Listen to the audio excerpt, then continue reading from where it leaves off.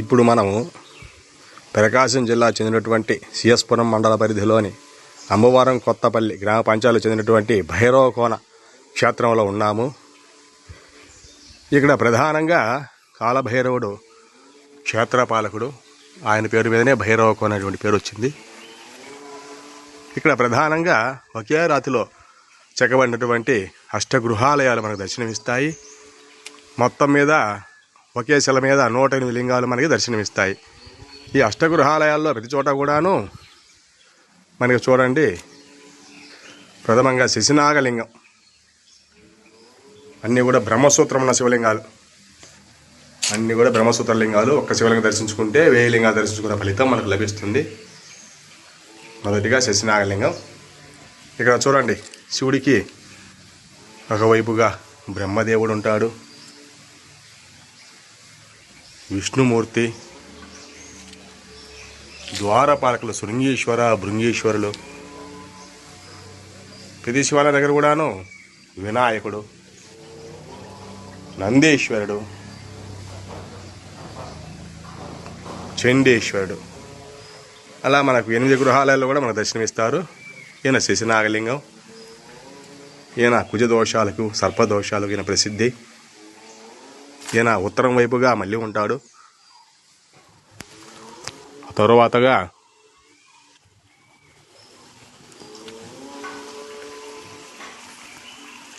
ఇక్కడ చూడండి, ఇక్కడ దేవనాగర లిపి ఉంటుంది.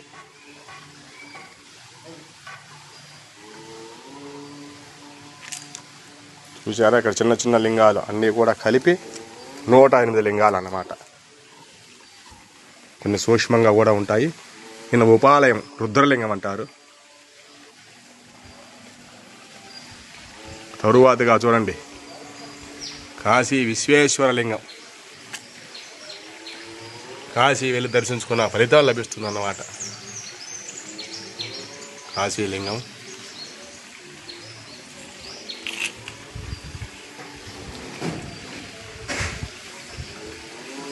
తరువాతగా చూడండి, ఇక్కడ రామేశ్వర లింగం. ఈయన ఇసుకరాయితో చేయబడిన ప్రత్యేక లింగము. సైకత లింగం అంటారు. ఎరుపు వర్ణంలో ఉంటాడు స్వామివారు. రామేశ్వర లింగం అంటారు. ఇక్కడ కూడా అందరూ కూడా మనకు దర్శనమిస్తారు. తరువాతిగా పైన ఎత్తు ప్రదేశంలో నగరేశ్వర స్వామివారు మనకు దర్శనమిస్తారు. నగరేశ్వర స్వామివారు ఇక్కడ కూడా చూడండి అందరూ ఉంటారు. వినాయకుడు, నందీశ్వరుడు, చండీశ్వరుడు, చూడండి బ్రహ్మదేవుడు, విష్ణుమూర్తి, ద్వారపాలకులు శృంగీశ్వర, భృంగీశ్వరులు అందరూ కూడా దర్శనిస్తారు. ఇక్కడ కూడా చూడండి బ్రహ్మసూత్ర లింగాలు. ఈయన నగరేశ్వరుడు ఏకశిలా రూపం. ఈయన శివలింగంతో కూడా మొత్తం ఏకశిల. మిగతా చోట లింగాకాల ప్రతిష్ఠించారు. ఇవన్నీ కూడా మునుల ప్రతిష్ట. చోళుల పల్లవుల కాలంలో మునులు ప్రతిష్ఠించుకున్నారు. చూసారా, చిన్న చిన్న లింగాలు కూడా ఉన్నాయి ఇక్కడ. ఇటువంటి సూక్ష్మమైన లింగాలు అన్నీ కలిపి 108 లింగాలు ఏకశిలలో. క్షేత్రం అంతా కూడా 1,01 శివలింగాలమయము. అక్కడక్కడ దర్శనమిస్తే కొండపైన కూడా ఉన్నాయి. ఇక్కడ కూడా ఒక చిన్న సూక్ష్మలింగం ఉంటుంది. సూక్ష్మమైన లింగము చూడండి, నందీశ్వరుడు. అట్లా మనకు ఇన్ని దర్శనమిస్తాయి. తర్వాతగా నగరేశ్వర ఆలయానికి దక్షిణంగా వస్తే మనకు శ్రీశైల మల్లికార్జున స్వామివారు మనకు దర్శనమిస్తారు. అంటే శ్రీశైలం వెళ్ళి దర్శించుకున్న ఫలితం అన్నమాట. ఇక్కడ కూడా చూడండి బ్రహ్మసూత్ర లింగాలు.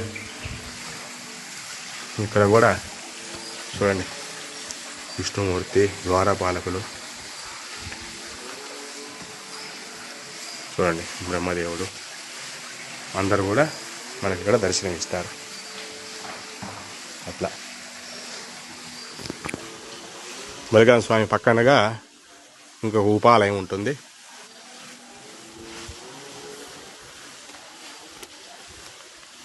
తరువాతిగా చూడండి, ఇవన్నీ పక్షఘాతలింగేశ్వరుడు అంటారు.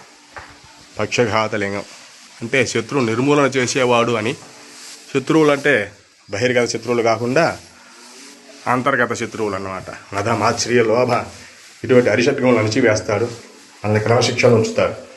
ఈయన పక్షఘాత లింగేశ్వరుడు. మరొక పేరు ఈయనకి జలలింగం అని కూడా ఉన్నది. ఎందువల్లనగా ఈయన కింద కూడా ఇప్పుడు జలం ఉంటుంది కనుక జలలింగం అని కూడా అంటారు. ఎప్పుడు కూడా జలం ఉంటుంది ఈ పక్షఘాత లింగం కింద. పక్షఘాత లింగేశ్వరుడు. తరువాతిగా చివరిగా అష్టకాల ప్రచండ భైరవ లింగం, 8వ లింగం అన్నమాట. చూడండి, ఇక్కడ కూడా అందరూ బ్రహ్మసూత్ర లింగాలు. మనకు కైలాసంలో ఉన్న పరివారం అందరూ కూడా మనకు దర్శనమిస్తారు.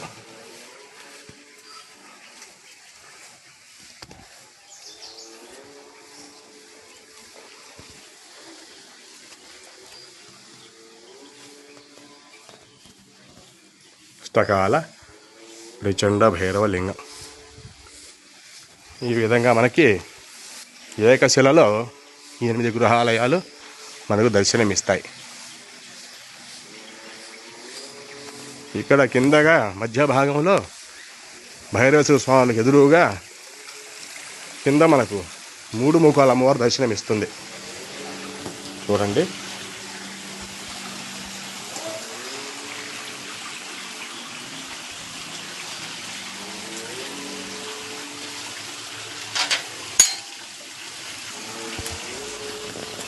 చూడండి.